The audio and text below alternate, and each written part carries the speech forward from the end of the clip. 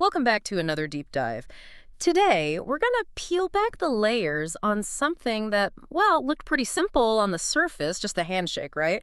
Between two big world leaders. Uh-huh. But underneath, wow, a whole universe of strategy and complexity. We are talking, of course, about that recent, very high-stakes meeting between Donald Trump and Vladimir Putin. Oh. And held in Alaska, of all places. Kind of unexpected. It really was. And what looked like just, standard diplomacy was anything but simple. We're leading heavily today on analysis from Tenenbaum, specifically from his YouTube video, Okinoseviyo in Alaska. Okay. And he really breaks down what was not seen, the hidden stuff, and that reveals the real strategic dance going on. Exactly. So our mission today, go way beyond the headlines, forget the staged photos for a second. Yep. We want to dig into the real strategic reasons, the messages that weren't spoken out loud, and what this whole thing actually means long term. Yeah. We're exploring what you didn't see, and maybe more importantly, why the stuff kept out of sight matters so much on the world stage. It's like understanding the whole chess game, not just that one move. It really makes you wonder from the get-go, doesn't it? What if the really big moments, the game-changing ones, weren't caught on camera at all? Yeah. What if they were deliberately kept hidden, shaping things behind the scenes? Mm-hmm. Tenenbaum's analysis really pushes us to think about that maybe the most important moves are the invisible ones. Okay, so let's unpack this whole thing. Let's start with what we did see, and crucially, how Tenenbaum argues the media basically, completely missed the real story behind this very carefully staged performance in Alaska. Right, the setup. The setting itself, Alaska. In the summer, most people think Alaska, they think ice, snow, polar bears, or like this extreme harsh place. Totally. Frozen tundra. But Tenenbaum points out this key detail that kind of flips that image. It was late summer, almost over, and actually pretty warm. He even tells this little story about being in France where it was boiling, like 42 Celsius, and everyone arguing about air conditioning. Oh, wow. Which, says something about global climate change, too. But in Alaska, this sort of pleasant weather, it created this, almost weirdly gentle backdrop for a meeting everyone expected to be icy and tense. And that detail, the weather, it might seem small, but it subtly changes how you perceive the whole thing, doesn't it? It wasn't that stark Cold War kind of backdrop, Right, not black and white. Which would just feed this narrative of conflict. Yeah. Instead, the warmth maybe made the atmosphere seem, well, at least on the surface, a bit less confrontational, more open. It kind of sets a different tone right away. It makes you question your assumptions. And Alaska itself, the choice wasn't random, was it? Tenenbaum says Trump liked the idea, yeah, but he really stresses that it was Putin who asked for the meeting to be there. Huh. That little detail, Tenenbaum argues, tells you a lot about who was pushing for this, maybe who felt the urgency more. And historically, Alaska, huge symbolism, especially for Russia. It used to be theirs, right? Yeah, they sold it to the U.S. back in, 1867? Tsar Alexander II. Exactly. And the U.S. did similar things, like buying Louisiana from France, getting Guam and Puerto Rico from Spain, the Virgin Islands from Denmark. It's all part of this pattern of, geopolitical deals and looking ahead economically. And, linking that back, the Alaska Purchase itself, people initially mocked it, didn't they? Called it Seward's Folly. Right, like, what are you buying? Ice. Exactly, this giant frozen wasteland. But today, with all the oil discovered there, especially Prudhoe Bay back in the late 60s, it's a massive economic engine, definitely not a laughing matter now. No kidding. Tenenbaum also brings up Alaska's politics. Huge state, not many people, and very Republican. Staunchly so. Which hints at the domestic symbolism for Trump, right? Playing to his base, the whole America First thing, hosting this major summit on home turf in a state that really backed him. And here's a wild detail about Alaska's economy most people probably don't know. They don't pay state income tax. Get out, really? Yeah. And not only that, they actually get money every year, like $1,000 or more, from the state's oil money fund, the permanent fund. Wow. A direct payout from oil royalties. It's almost unheard of anywhere else in the U.S. Definitely paints a different picture of the state. Okay, so that brings us to the actual event, the synchronized show. Tenenbaum describes it really vividly, how both planes, Air Force One and the Russian equivalent, landed at the exact same time. Both leaders walked down onto red carpet simultaneously, met, shook hands. It's like ballet. Total choreography. That level of planning, it screams prearranged, right? Designed for specific visuals, sending a message of, equal footing control. Nothing left to chance, down to the second. And yet, Tenenbaum points out that the big media outlets, he calls them, kind of cheekily, news astrologers. Huh, I like that. They just fixated on the surface stuff. Obsessed over the handshake, the grip, how long it lasted, the supposed power play, and then what Putin might have whispered to Trump. Right. Tenenbaum reveals the whole of a Chino moment. Putin apparently whispered in English, "Hello, neighbor." Hello, neighbor. Wow. Yeah, and Tenenbaum's point is the media spent way too much energy trying to read tea leaves from these little gestures instead of looking at the underlying strategy. That phrase, hello, neighbor, it sounds so casual, but it's incredibly loaded, isn't it? Given Alaska's right there, across the Bering Strait from Siberia. Exactly, a little reminder. It's this subtle nod to history, geography, closeness. Neither leader would miss that. And what's also key, as Tenenbaum really highlights, is Putin's language skills. The guy speaks fluent English. Yeah. Perfect German. He lived in Germany for years, KGB days. Right. And with someone like Merkel, the former German chancellor, he famously made her speak Russian, even though she wasn't as comfortable, kind of asserting dominance. So him choosing to speak English with Trump and using that specific, seemingly harmless phrase, Tenenbaum says that's a calculated move. It's meant to convey something specific, way beyond just being friendly. And the private car ride. Tenenbaum flags this too, saying it mostly went unnoticed. Trump invites Putin into his limo, the Beast, for a private chat. In English. In English. Tenenbaum says the news astrologers totally missed this while they were busy analyzing handshakes. But this private English-speaking talk in this secure bubble, it hints at the real conversation about to happen, away from the cameras and mics. It suggests a certain level of directness by passing the usual diplomatic layers. Yeah. And what's really fascinating here is how Tenenbaum breaks down Trump's public image. He argues that this whole persona of being impulsive, unpredictable, I'll say whatever I want, sanctions, Tenenbaum thinks that's 0% spontaneous. Yeah, he sees it as entirely calculated. A character, a showman role, perfected over years on TV, especially The Apprentice. He uses that unpredictability as a weapon, basically, to keep opponents off balance. He even mentions that video from Lara Trump showing a much calmer private Trump, totally different from the public guy. Right. Which just reinforces Tenenbaum's idea that it's an act, a performance designed to mislead, maybe make him seem erratic when, according to the analysis, he's anything but.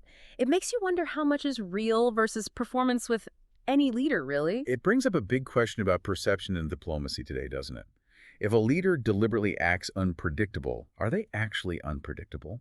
Or is the unpredictability itself the predictable strategy? Ah, interesting. Tenenbaum implies the latter. It's not about being random. It's about strategically breaking the usual rules to throw adversaries off their game, make them react to you, not the standard playbook. That, he suggests, is part of Trump's negotiating style. And then there was the reaction afterwards. People disappointed there weren't immediate huge results. The meeting went on for, 3.5 hours? A good chunk of time. Yeah. And many were surprised, like, where's the big announcement?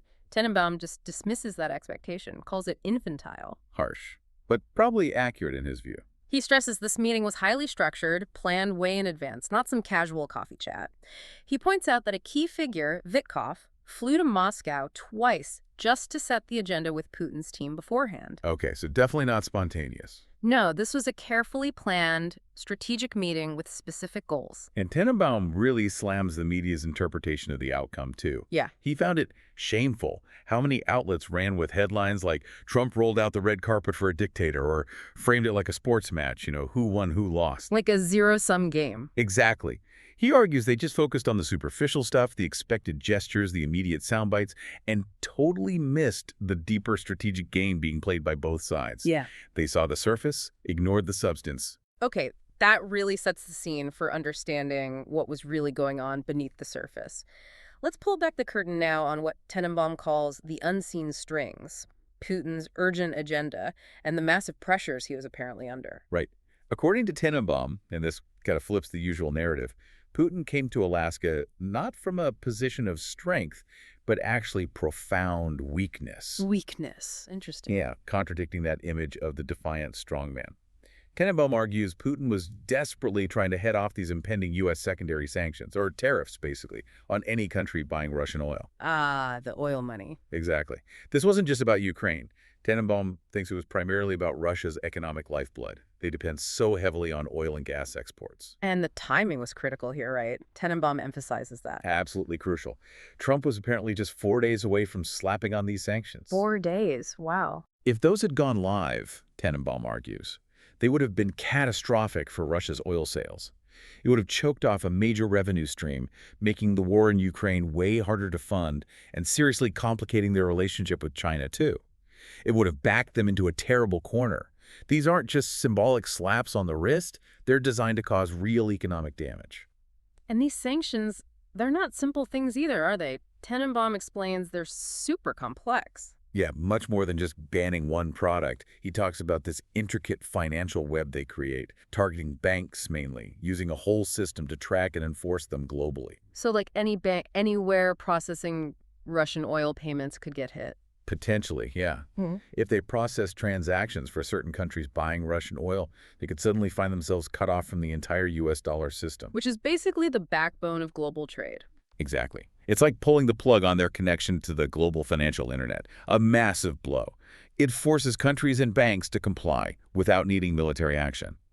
Tenenbaum compared it to the U.S. system, blocking advanced chip exports to China, trying to curb their tech progress. It's not just a political statement. It's a whole economic weapon system that needs huge infrastructure and is really hard to undo once it's in place. Okay, so massive pressure building. How did Russia react before the meeting? Well, Tenenbaum describes how they tried to kind of test the waters, maybe push the U.S. back. Former President Medvedev, who Tenenbaum rather dismissively calls Putin's doormat, started making threats about atomic weapons just before the summit. Tenenbaum saw this as Russia just, like, floating a balloon, a pretty desperate attempt to intimidate, signal they might escalate if they didn't get their way, testing Trump's nerve. And Trump's response? Swift. Decisive. According to Tenenbaum, Trump immediately announced the deployment of 2 extra U.S. submarines. Okay, doubling down. Yeah, basically sending a crystal clear signal. We're not intimidated by nuclear threats, and we're absolutely willing to raise the stakes if we have to.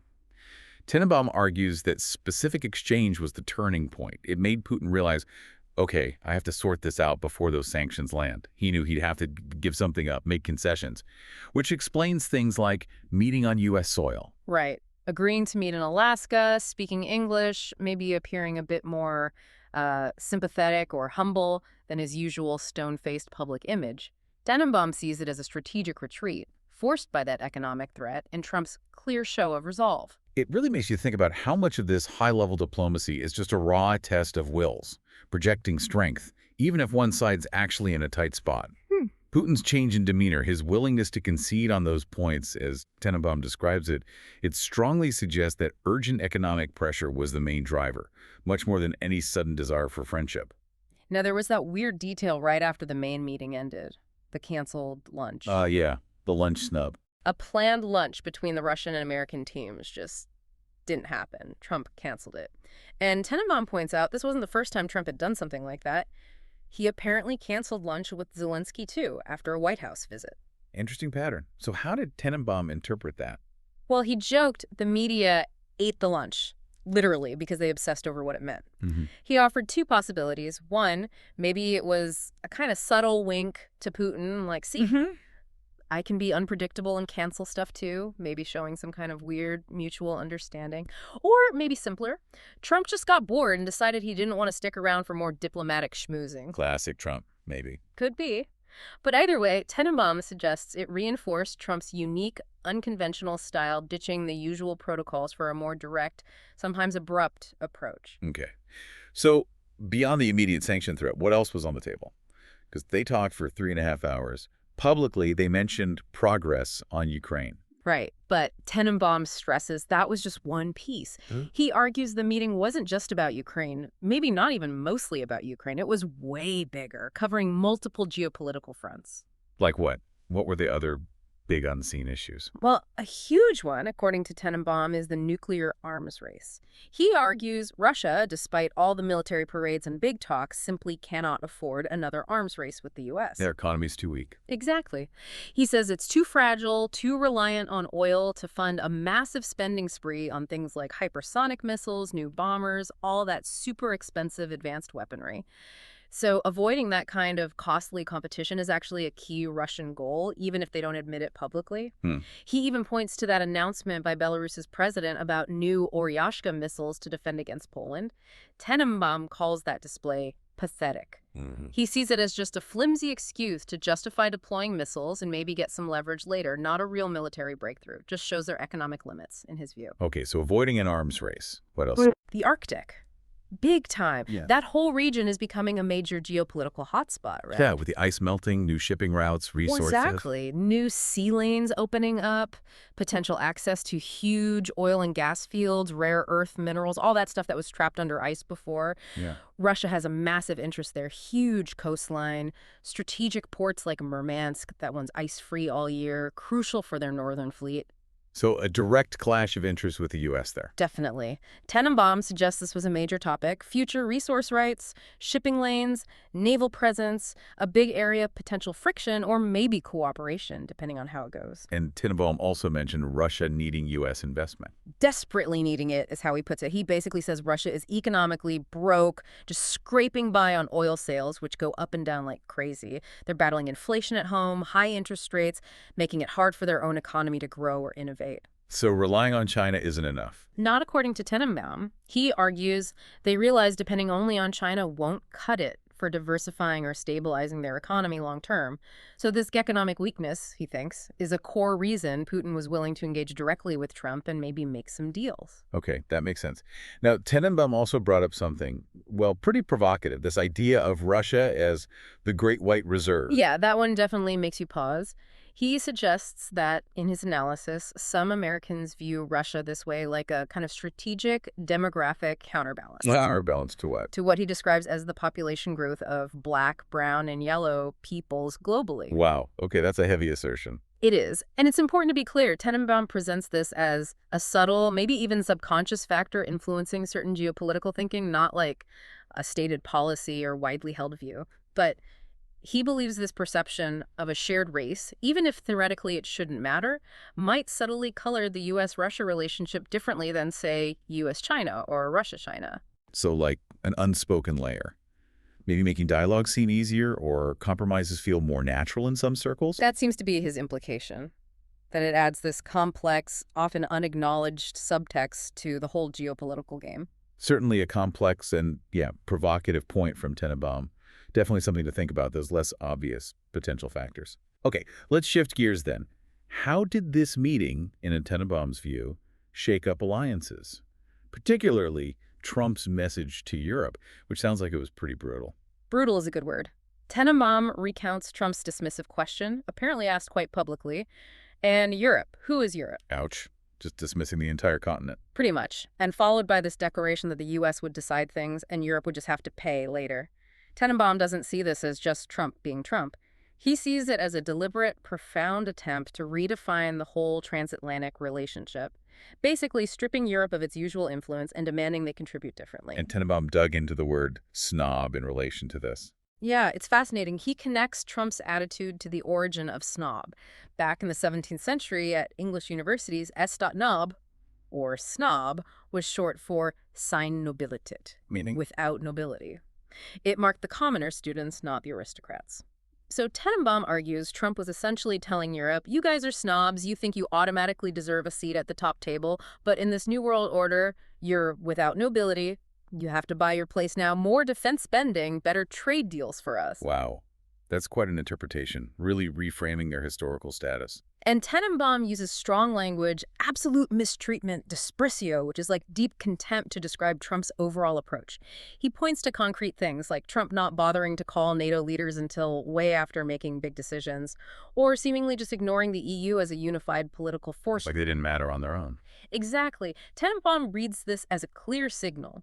Trump disregarded the traditional diplomatic playbook, the established alliances, shaking the very foundations of that whole post-World War II international order. And while this was happening, Europe was trying to engage separately, right, with Ukraine. Yeah, there were these parallel summits, meetings between European leaders and Zelensky, lots of expressions of solidarity and concern. But Tenenbaum wasn't impressed. Not at all. His assessment was incredibly blunt. He basically said those meetings had as much influence over the negotiation with Russia as our podcast, perhaps even less. Wow. That really paints a picture of perceived European irrelevance in this specific negotiation. It absolutely does. It underscores this sense of Europe's impotence, in Tenenbaum's view, where their usual soft power, their diplomatic weight, just didn't seem to count against Trump's very transactional, power-focused approach. It really raises a huge question, doesn't it? If these traditional alliances and institutions are being deliberately bypassed, even insulted by a superpower, what comes next? What new structures emerge? How do other countries, especially those who relied on those old alliances, even navigate this new landscape where the old rules just don't seem to apply anymore? Yeah, a fundamental shift in the global architecture, potentially. So, okay, within that context, what about Ukraine's path forward? Tenenbaum mentioned hard realities, especially about land. Right. He asserts that Zelensky, the Ukrainian president, despite what he might say publicly, privately gets it. He understands that Ukraine will probably have to accept losing some territory as part of any final peace deal. That's a bitter pill. Huge. But Tenenbaum frames it as just the pragmatic, unavoidable reality of the current situation on the ground. But he also said Zelensky had non-negotiables, right? Things he wouldn't budge on. Two absolute red lines, according to Tenenbaum. First, saving face, meaning whatever land is lost, it cannot be formally annexed by Russia. That distinction is critical, avoids the ultimate humiliation of losing sovereignty, prevents setting a precedent for future grabs. Okay, so control might shift, but not formal ownership on paper. That seems to be the idea. Second, and just as crucial, a concrete, ironclad security guarantee against future invasions. This isn't just about stopping the current war, it's about making sure it doesn't happen again, ensuring Ukraine can actually survive long-term as a sovereign state. Did Tenenbaum suggest any models for how that territorial part might work, the not annexed but controlled idea? Yeah, he offered a few historical analogies, different ways disputed land has been handled without formal annexation. One was the Judea and Samaria situation. The West Bank. Right, where security and day-to-day administration are largely handled by another power, Israel in that case, but the territory isn't formally annexed. It creates this complex, contested reality, but it avoids that final step of annexation, which addresses Zelensky's saving face point. Again, not endorsing it, just explaining the framework Tenenbaum uses. Okay, well, Another parallel he drew was the Falklands, or Malvinas. Argentina claims sovereignty, right? But the UK has administered them for ages. It creates this long-term status quo that avoids constant conflict, but keeps the formal dispute alive. a de facto reality versus de jure. Exactly. And then Hong Kong and Macau. Former European colonies returned to China, but under these one country, two systems deals, allowing them different systems for a long time, delaying full integration.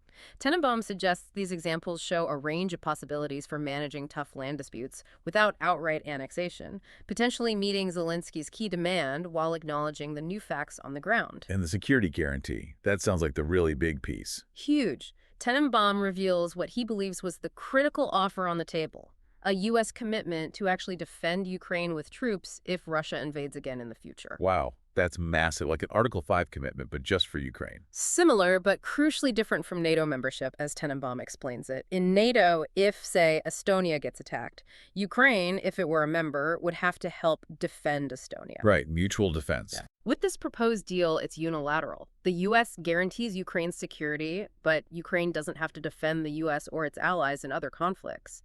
That specific structure, Tenenbaum argues, might be something Russia could swallow, whereas full NATO membership is a definite red line for them. It's a focused U.S. guarantee just for Ukraine. A one-way street, essentially. Pretty much. And Tenenbaum points out Israel has wanted exactly that kind of unilateral security guarantee from the U.S. for decades and hasn't gotten it. So if this was genuinely offered to Ukraine, it underscores just how significant a commitment it would be.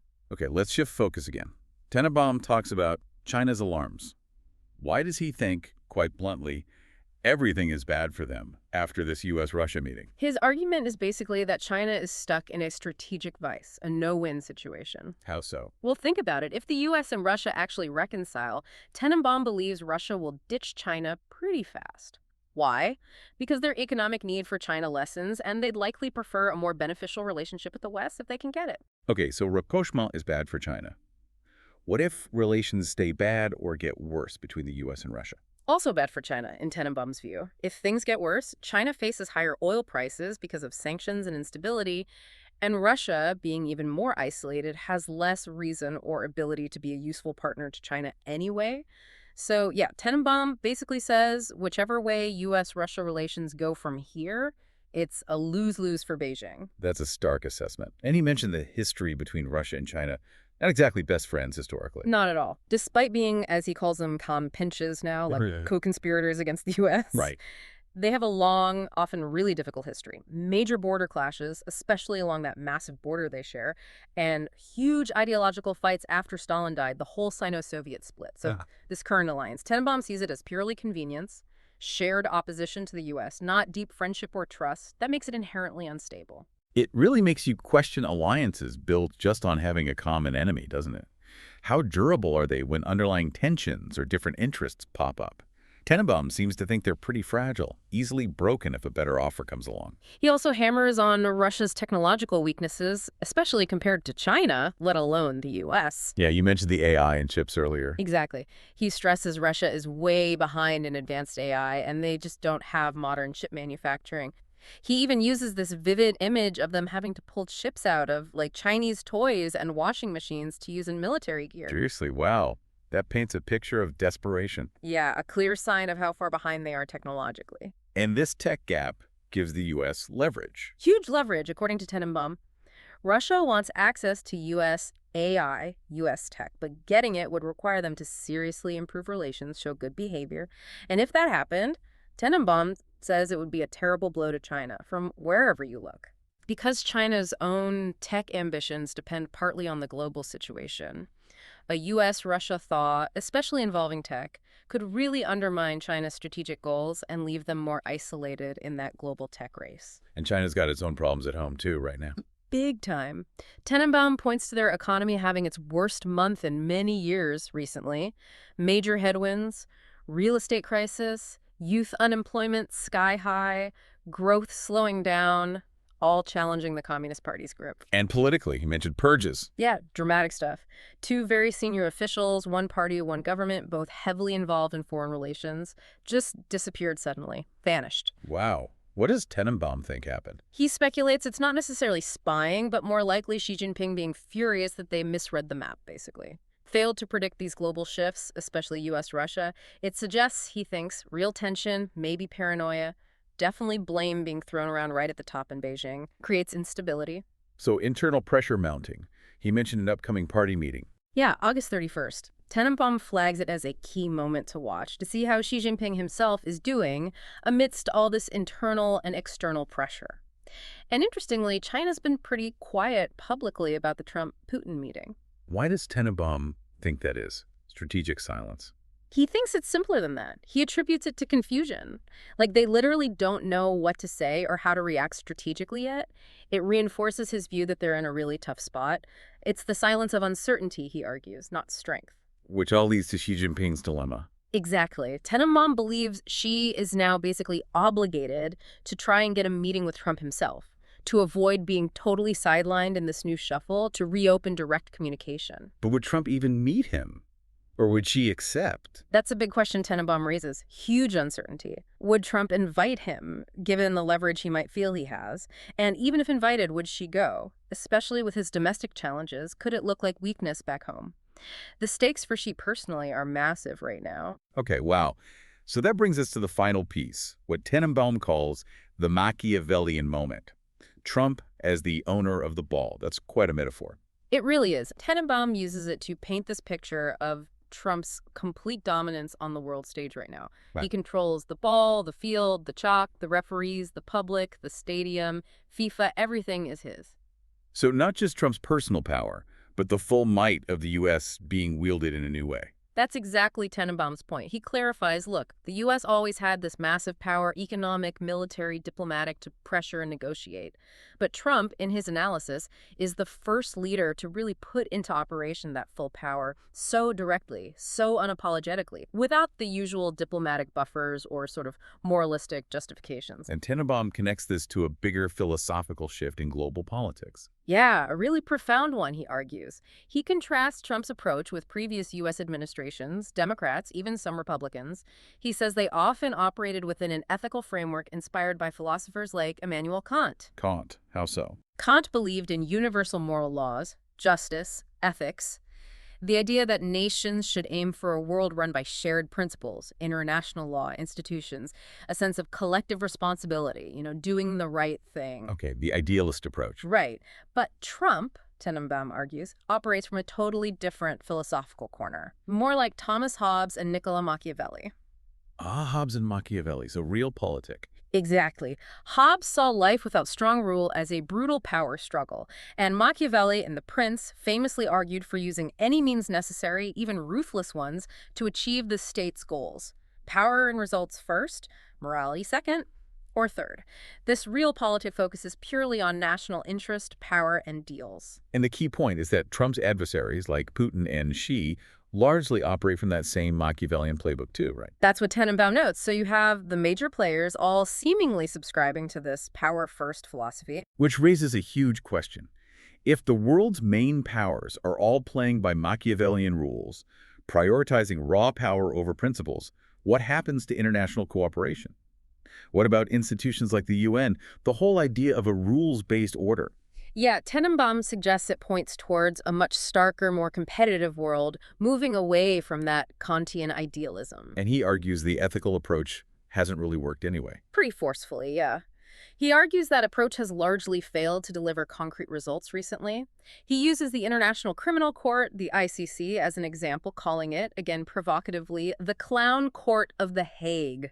Oof, why? Because, he says, it issues warrants and makes judgments based on ethics, but powerful leaders and nations often just ignore them. It shows the limits of principles without real enforcement power.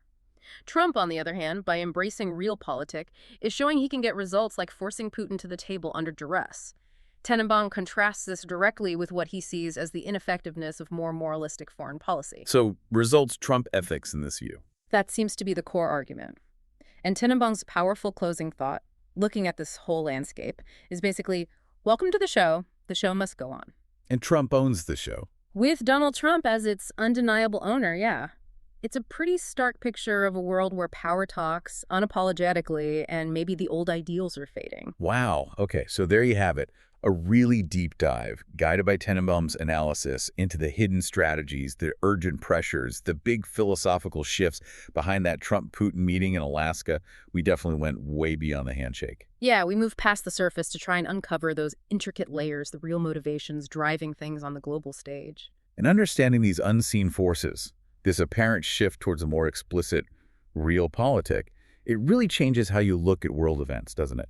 Makes you dig deeper, question the headlines, look for the underlying calculations. You have to adopt a more critical lens. It absolutely does. So as you, the listener, are processing all this, here's a final thought to maybe chew on, building on Tenenbaum's analysis. In a world where this kind of power politics, this realpolitik, seems to be becoming the main game, what responsibilities do nations, do leaders still have beyond just looking out for number one? How do you balance raw power with ethical principles in this new landscape? Is that balance even possible anymore? That's a huge question and definitely one worth mulling over. We hope you keep exploring how these dynamics are playing out, not just between the US and Russia, but across the globe. Until next time, keep digging deeper.